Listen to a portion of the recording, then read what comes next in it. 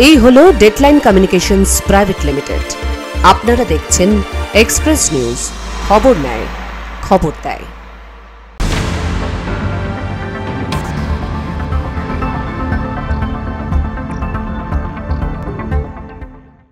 Express Today brought you by Ankur Biker private limited. নমস্কার, Express নিউজে আপনাদের স্বাগত। আমি রয়েছি আপনাদের সঙ্গে সুকন্যা। শুরু করছি এক্সপ্রেস টুডে। জলপাইগুড়িতে গাড়ি উল্টে বিপত্তি। জাতীয় সড়কের একই জায়গায় দুটি গাড়ি উল্টে যাওয়ার ঘটনায় চাঞ্চল্য ছড়িয়েছে জলপাইগুড়িতে। দুর্ঘটনার কবলে পুলিশের গাড়ি এবং পর্যটকদের গাড়ি। দুর্ঘটনায় দুই পুলিশ কর্মী সহ আহত প্রায় 4 জন পর্যটক। সূত্রের খবর, ক্রান্তি ব্লকের মৌলানি ওভারব্রিজের উপর রাস্তায় অতিরিক্ত পিচের ঢালাইয়ের কারণে প্রথমে পুলিশের একটি পাইলট ভ্যান উল্টে যায় বলে অভিযোগ। এই ঘটনায় দুই পুলিশ কর্মী গুরুতর আহত হন। আহতদের হাসপাতালে পাঠানোর মুহূর্তের মধ্যেই ডুয়ার্সের দিক থেকে আসা পর্যটক বোঝাই একটি বোলেরো গাড়ি ওই একই ঘটনাস্থলে উল্টে যায় বলে জানা গিয়েছে। জানা যায় পর্যটক বোঝাই গাড়িটি ব্রেক কষে প্রায় 50 মিটার দূর পর্যন্ত উল্টে যায়। সেটি মৌলানি ওভারব্রিজে দাঁড়িয়ে রয়েছে। এখানে দুটো গাড়ি অ্যাক্সিডেন্ট হয়েছে, ওভারটার্নে পাল্টি খেয়েছে। আমরা এখানে দেখতে পাচ্ছি যে পিচের স্তরটা একটু বেশি পড়েছে, মানে চারটা একটু বেশি পড়েছে, সেই জন্য এটা হয়েছে। এই ভয়াবহ দুর্ঘটনায় শিশু সহ গাড়িতে থাকা 4 জন আহত হয়েছে। আহতদের প্রত্যেককেই জলপাইগুড়ি সুপার স্পেশালিটি হাসপাতালে নিয়ে যাওয়া হয়। এদিকে গোটা ঘটনা তদন্ত শুরু করেছে ক্রান্তি ব্লকের police. Bureau report, express News. Baniyapuri নদীতে বাঁধের ভাঙন অব্যাহত। সমস্যায় ডুয়ার্সের সাধারণ মানুষ। প্রশাসনকে জানিয়েও কোনো সুরাহা মেলেনি। মানুষের মনে বাড়ছে আতঙ্ক। বর্ষাকাল আসলে বেড়ে যায় নদীর জল, প্লাবিত হয় গ্রামের পর গ্রাম, ভেসে যায় বাঁধ, বিঘার পর বিঘা নষ্ট হয় কৃষি জমি। কোথায় প্রশাসন? স্থানীয় মানুষ বারবার প্রশাসনের দরজায় কড়া নাড়লেও ঘুম ভাঙে না তাদের বলেই অভিযোগ। এদিকে আতঙ্কে ঘুম উড়ে গ্রামের সব হারা মানুষগুলোর। এই যে ভ্রমণ শুরু করতেছে, এই যে এই ইদানিং বৃষ্টিতে অনেক ভ্রমণ হয়ে গেছে। আর আমাদের চাষের জমি যদি এইটা যদি রোধ করা না যায় তাহলে তো আমাদের চাষের জমির অনেক ক্ষতি হবে। আর বৃষ্টি হলে আসলে এইদিকে দেখতে কত জল হয়ে যায়। আর চেষ্টা করতে লাগবে বন দপ্তরের কাছে। বন দপ্তর বলে আমরা দিয়েছি ওই যে এগ্রিকালচার যেগুলো আছে ওদেরকে দিয়েছি, বিডিও, এসডিও, জেলা পরিষদ সবাইকে চিঠি করেছি, কিন্তু এখন অবধি তো কোনো মানে পায় নাই যে হবে কি না সেটা। এ বিষয়ে কি বললেন পঞ্চায়েত প্রধান? এটা যদি আগামী দিন যাতে এটা যে দাবি করছি আমরা, সেই দাবিটা যদি পূরণ হইলে তাতে আমরা খুশি হব। আলিপুরদুয়ার জেলার 1 নম্বর ব্লকের জলদাপাড়া জাতীয় উদ্যান চিলাপাতা জঙ্গল সংলগ্ন বনিয়াবুড়ি নদীর এই সমস্যা দীর্ঘদিনের। গ্রামবাসীদের একটাই দাবি, একটা পাকাপোক্ত বাঁধ তৈরি হোক, তাহলে অন্তত জমিগুলো বাঁচবে। প্রতিবার জমি নষ্ট হলে, চাষাবাদের ক্ষতি হলে রুজি রুটি সব যাবে। তাই প্রশাসন যদি তৎপর হয়, একটু শান্তিতে ঘুমোতে পারে বনিয়াবুড়ি নদী পারের মানুষগুলো। আলিপুরদুয়ার থেকে সুমিত কার্য রিপোর্ট, এক্সপ্রেস নিউজ। অবশেষে বাড়ি ফিরলেন বিএসএফ জওয়ান পূর্ণম কুমার সাউ। আবেগে ভাসল গোটা রিসরা। 23 দিন পাকিস্তানে বন্দি দশায় থাকার পর দেশের মাটিতে ফিরেছিলেন পূর্ণম। অবশেষে নিজের বাড়িতে ফিরে এলেন বিএসএফ কনস্টেবল পূর্ণম কুমার সাউ। তার প্রত্যাবর্তনে খুশির জোয়ারে ভাসছে গোটা এলাকা। খুব ভালো লাগছে। আমাদের ঘরের ছেলে, বাংলার ছেলে, আমাদের দেশের জওয়ান, আমাদের বাংলার গর্ব, দেশের জওয়ান বাড়ি ফিরছে। এটা আমাদের আজকের দিন খুব আনন্দের দিন। পেহেলগাঁও হামলার ঠিক পরদিন সীমান্তে টহল দেওয়ার সময় ভুল করে পাকিস্তানের সীমান্ত অতিক্রম করে ফেলেন পূর্ণম। এরপর থেকেই তিনি নিখোঁজ ছিলেন। পরে জানা যায় পাকিস্তানের রেঞ্জার্সের হাতে তিনি আটক হয়েছেন। সেই মুহূর্ত থেকে শুরু হয় তার পরিবারের উৎকণ্ঠা এবং ফিরে আসার অপেক্ষা। देखिए, खुशी का माहौल है। एक देश के जवान हैं और उनका इतना अच्छा वेलकम हो रहा है। सही मायने में देखा जाए तो आज हमारे लिए दिवाली है, क्योंकि हमारे राम जी आ रहे हैं। हमारे लिए तो राम जी हैं और सच में बहुत ही अच्छा लग रहा है कि इतने एक्साइटमेंट है, लोग, इतनी तैयारियां चल रही हैं। हमारी रिश्ता शहर को पूरा सजाया गया है, तो ये बहुत अच्छा लग रहा है जान के कि एक देश के जवान के साथ अगर ऐसा होता है तो मतलब बहुत ही अच्छा अरेंजमेंट किया गया। मुझे भी अच्छा लगा। পূর্ণমের বাবা এবং রিষড়া পুরসভার চেয়ারম্যান কলকাতা গিয়ে তাকে নিয়ে আসেন বাড়িতে। তারা জানান এক গর্বের মুহূর্ত, যা ভাষায় প্রকাশ করা যায় না। পূর্ণমকে স্বাগত জানাতে সেজে উঠেছিল গোটা রিষড়া। বাড়ির ছাদে উঠছিল জাতীয় পতাকা। বাড়ির সদস্যরা, প্রতিবেশী এবং আত্মীয়রা তাকে স্বাগত জানাতে ফুল, ঢাক, ঢোল এবং গানের মাধ্যমে মেতে ওঠে। ছোট্ট থেকে বড় সবাই রাস্তায় দাঁড়িয়েছিল পূর্ণমকে একবার দেখার জন্য। তার ছোট ছেলেটিও জাতীয় পতাকা হাঁটতে বাবার জন্য অপেক্ষা করছিল বাড়ির সামনের রাস্তায়। डर लगा था परिवार के लिए क्योंकि अपना वोट फेंके थे।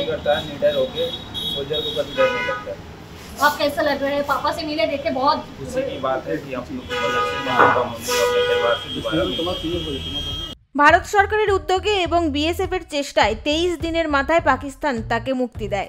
আটারি সীমান্ত দিয়ে তাকে ভারতে আনা হয়। কিছুদিন তিনি কর্মস্থলেই ছিলেন, পরে তিনি বাড়ি ফেরার সিদ্ধান্ত নেন। Bureau report, express News. Express টুডেতে সময় এখন একটা ছোট্ট বিজ্ঞাপন বিরতি। সঙ্গে থাকুন, ফিরে আসছি বিরতির পর।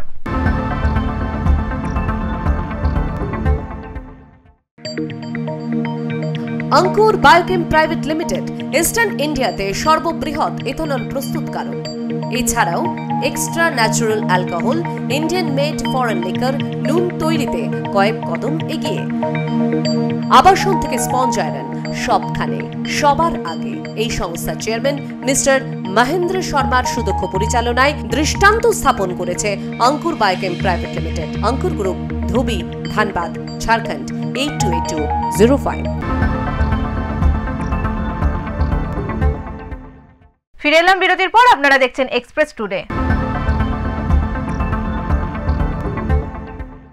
দীঘা জগন্নাথ মন্দিরে রবিবারে পর্যটকদের নবজোয়ার। দীঘার অর্থনীতিতে আমূল পরিবর্তন এই পর্যটন কেন্দ্র। দীঘা জগন্নাথ ধাম সংস্কৃতি চর্চা কেন্দ্র সমুদ্রপাড়ের অর্থনীতিকে চাঙ্গা করবে জগন্নাথ দেব, অভিমত দীঘার ব্যবসায়ীদের। জগন্নাথ মন্দির উদ্বোধনের পর পর্যটকদের ঢল নেমেছে দীঘা জুড়ে। ছুটির মরশুমে সকাল থেকেই প্রচুর পরিমাণে পর্যটকদের ভিড় লক্ষ্য করা যাচ্ছে দীঘার জগন্নাথ মন্দিরে। দীঘার জগন্নাথ মন্দির অক্ষয় তৃতীয়ার দিন উদ্বোধন হওয়ার পর রেকর্ড পরিমাণে ভিড় হয়েছে প্রভু জগন্নাথ দর্শনে। দীঘার জগন্নাথ মন্দির উদ্বোধনের পর মানুষের মধ্যে আলাদাই উন্মাদনা লক্ষ্য করা যাচ্ছে। মন্দির দর্শন করলাম, খুব ভালো লাগলো। জায়গাটা অনেকটা এলাকা জুড়ে হয়েছে, পুজো দিয়েছি, আমাদের ভালো লেগেছে। সৈকত নগরের আলাদা মাধুর্য তৈরি করেছে প্রভু জগন্নাথের মন্দির। সেই অনাবিল সৌন্দর্যে মুগ্ধ হতেই প্রতিদিন ভিড় বাড়ছে পর্যটকদের। উদ্বোধনের পর দ্বিতীয় দিনেই প্রায় 5 লক্ষ মানুষের ভিড় হয়েছিল এই মন্দিরে। বিশ্বে ছড়িয়ে পড়েছে দীঘার জগন্নাথ মন্দিরের কথা। मंदिर खास करके मंदिर दर्शन के लिए आए। हम तो 5 साल से या 6 साल से रह रहा हूँ, लेकिन ये आया, मैं सुना 30 तारीख को उद्घाटन है, इसके लिए मैं आया, बहुत अच्छा लगा। জানা গিয়েছে প্রতিদিন ভোর 6টায় মঙ্গল আরতির মাধ্যমে জগন্নাথ মন্দিরের দ্বার উদ্ঘাটন হবে। দুপুর 1টা থেকে 3টে পর্যন্ত মন্দির বন্ধ থাকবে। আবার বিকেল 3টে থেকে রাত 9টা পর্যন্ত পর্যটকদের জন্য খোলা থাকবে প্রভু জগন্নাথ দেবের মন্দির। তবে ভক্তদের ভিড় দেখে টাইম টেবিল নিজেদের মতো ঠিক করে নেওয়ার কথা জানিয়েছে মন্দির কর্তৃপক্ষ। পাশাপাশি জানা গেছে বাংলার জগন্নাথ মন্দিরের ক্ষেত্রে প্রসাদ হিসেবে ট্রেডমার্ক থাকবে সন্দেশ আর গজা। দীঘা থেকে রাজীব নন্দীর রিপোর্ট, এক্সপ্রেস নিউজ। দেখা নেই বৃষ্টির, লক্ষ লক্ষ টাকা খরচ করে এখন মাথায় হাত আম চাষিদের। লাভ তো দূরের কথা, আসল খরচ উঠবে কিনা আশঙ্কায় নদিয়ার আম চাষিরা। লক্ষ লক্ষ টাকা খরচ করে আম চাষিরা বাগান জমা নিয়েছে, তার উপর কীটনাশকের খরচ। আবহাওয়ার খামখেয়ালিতে লাভ তো দূরস্থ, খরচের টাকা উঠবে কিনা তাই নিয়েই কপালে চিন্তার ভাঁজ আম চাষিদের। নদিয়ার হাজার হাজার আম চাষি রয়েছে যারা প্রতি বছর আম চাষ করেন। এর মধ্যে একাধিক আম চাষি মালিকের কাছ থেকে লক্ষ লক্ষ টাকার বিনিময়ে সেই আম বাগান জমা নিয়ে আম চাষ করে থাকেন। আম গাছের মুকুল আসার আগে থেকেই শুরু হয় খরচ। বিভিন্ন কীটনাশক স্প্রে করতে হয় গাছের মুকুল আসার জন্য। এরপর মুকুল আসলে গাছে মধু লাগা থেকে শুরু করে বিভিন্ন পোকার হাত থেকে বাঁচতে বিভিন্ন ওষুধের ব্যবহার করা হয়। এইসব ওষুধের মূল্য বর্তমানে আকাশ ছোঁয়া। এরপর গাছে আমের গুটি আসলে সেই গুটি ধরে রাখাটাও একটা নতুন চ্যালেঞ্জ আম চাষিদের কাছে। নতুন নামি দামি বিভিন্ন ব্র্যান্ডের ওষুধ প্রয়োগ করতে হয়, কিন্তু তার মধ্যে যদি বৃষ্টি না হয় সেই আমের গুটি টিকিয়ে রাখা কঠিন হয়ে দাঁড়ায়। আবহাওয়া যদি ঠিক থাকে তাহলে কম ওষুধেও ভালো ফলন হয়, কিন্তু আবহাওয়া যদি বিপরীতমুখী হয় সেক্ষেত্রে বিভিন্ন ওষুধ প্রয়োগ করেও সঠিক উপকার পাওয়া যায় না। বর্তমানে সেই সমস্যাতেই ভুগছে আম চাষিরা।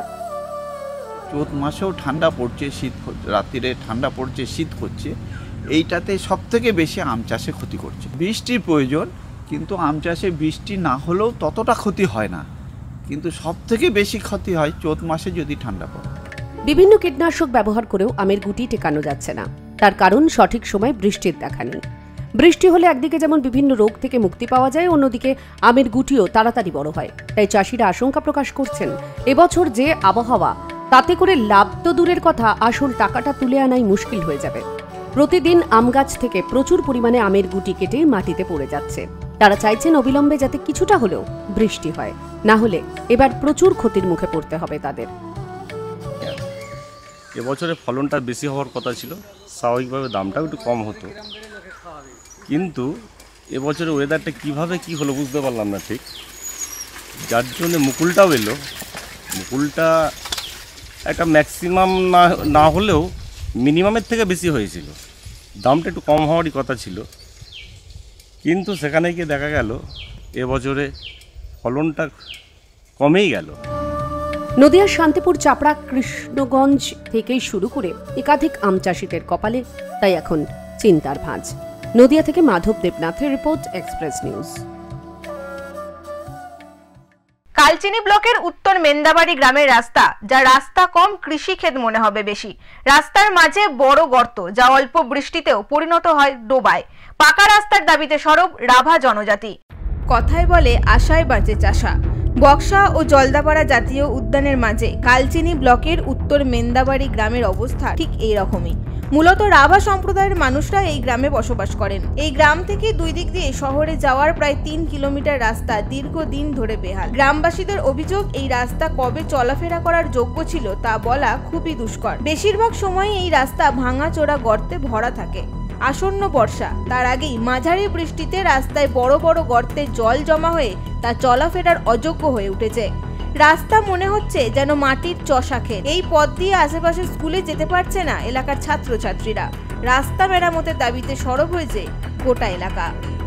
इस रास्ता के लिए मतलब हम बचपन से देखते आ रहे हैं कि ये रास्ता ऐसे ही है, कभी भी मतलब सरकार के ओर से कोई भी ऐसा रास्ता के लिए कोई पीस, कोई भी ऐसा ब्लॉक सिस्टम, कुछ भी अभी तक एक भी ऐसा सेक्शन हुआ नहीं देखा है। तो इसलिए हम लोग यही अनुरोध करना चाहते हैं कि प्रशासन से कि हमारे लिए ये रास्ता का कुछ प्रबंध कर दीजिए, ताकि बच्चों के लिए और गांव के लोगों के लिए एक अच्छा एक আমাদের রাস্তার প্রয়োজন, কারণ আমাদের সামনে স্কুলও আছে, আর এখন বর্ষাকাল আসতেছে। বর্ষাকালে আমাদের অনেক অসুবিধা হয়, কারণ আমাদের রাস্তা খারাপের জন্য যখন বাচ্চাদেরকে স্কুলে নিয়ে আসে তখন মাঝখানে রাস্তার মাঝখানে পুরো জল জমা হয়ে থাকে। তখন বাচ্চাদের স্কুলে আসার সময় ড্রেস পুরো নোংরা হয়ে যায়, আর যাওয়া আসা, বাজারে যাওয়া বা কোনো কারণে এদিক ওদিক যাওয়া আমাদের অনেক অসুবিধা হয়। ওই জন্য আমাদেরকে রাস্তাটা দিয়ে দিলে অনেক ভালো হয়। তবে আলিপুরদুয়ার জেলা পরিষদের সহকারী সভাধিপতি অবশ্য রাস্তা দ্রুত মেরামতের প্রতিশ্রুতি দিয়েছেন। বিভিন্ন আমাদের পঞ্চায়েত সমিতি, জেলা পরিষদ আমরা রাস্তাগুলি করছি, সেগুলি আপনারা বলছেন 1-2টা কোথায় রাস্তা খারাপ আছে, নিশ্চয়ই হয়ে যাবে। আগামী দিন দায়িত্ব নিয়ে বলছি যে আগামী দিন রাস্তা করার জায়গা থাকবে না। দিদি সেই উদ্যোগটাই নিয়েছে। প্রশাসনের এই আশ্বাস কবে কার্যকারী হয় সেই দিকেই তাকিয়ে এলাকার মানুষ। আলিপুরদুয়ার থেকে সুমিত কার্জির রিপোর্ট, এক্সপ্রেস নিউজ। কলকাতা সহ দক্ষিণবঙ্গে 3 থেকে 5 ডিগ্রি পর্যন্ত বাড়তে পারে তাপমাত্রা, এমনটাই জানিয়েছে আলিপুর আবহাওয়া দফতর। আরও কিছুদিন বিক্ষিপ্তভাবে ঝড় বৃষ্টির পূর্বাভাস রয়েছে রাজ্য জুড়ে।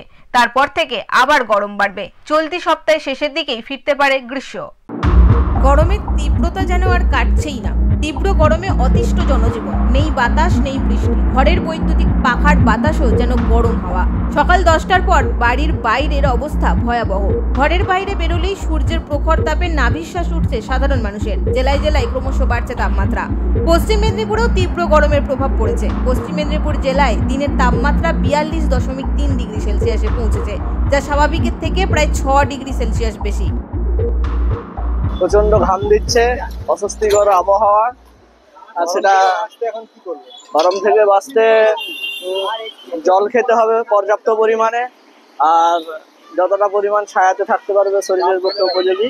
মশারি গরমের জন্য রাস্তাঘাটের লোকজন বেরোচ্ছে না, আমাদের তো ব্যবসাপাতি চলছে না, নেহাত আমাদের উপায় কিছু নেই, রুজি রোজগারের ব্যাপার, যার জন্য আমাদের দোকান খুলে থাকতে বাধ্য হচ্ছে।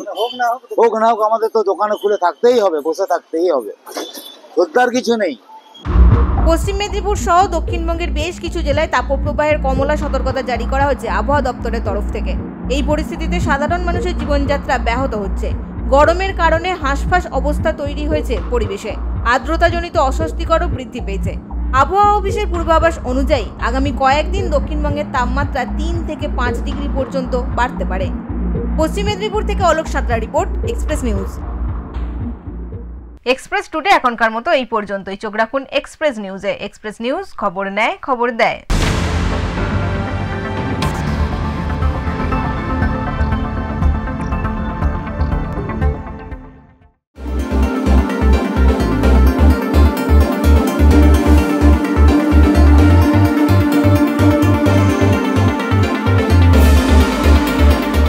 প্রথমত বলতে চাই যে যেরকম আমরা বলি যে আমাদের সংবিধানের 3টা পিলার, আরেকটা পিলার হচ্ছে আমাদের সংবাদ মাধ্যম মিডিয়া।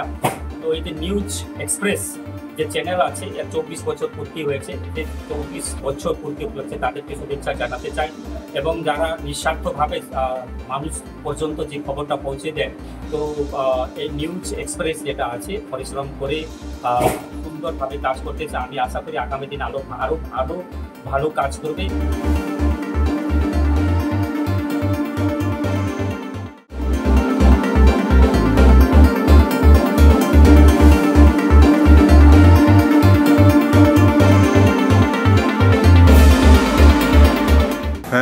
এক্সপ্রেস নিউজকে আমার তরফ থেকে, আসানসোল কর্পোরেশনের পক্ষ থেকে এবং আমার পক্ষ থেকে অনেক অনেক অভিনন্দন। কারণ এত বড় শহর, কর্পোরেশনের প্রায় 106খানা ওয়ার্ড আছে।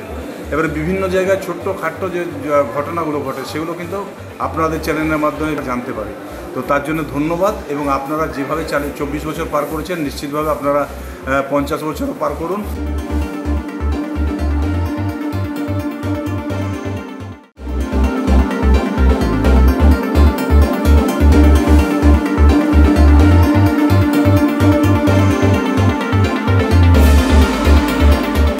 নিউজ 24 বছরের পদার্পণ করলে জানতে পেরে খুবই ভালো লাগছে। আমাদের প্রেস ক্লাবের পক্ষ থেকে এক্সপ্রেস নিউজের শুভেচ্ছা জানাচ্ছি এক্সপ্রেস নিউজকে।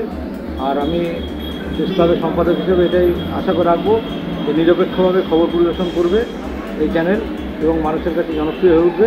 এই চ্যানেলের শুভেচ্ছা জানাচ্ছি।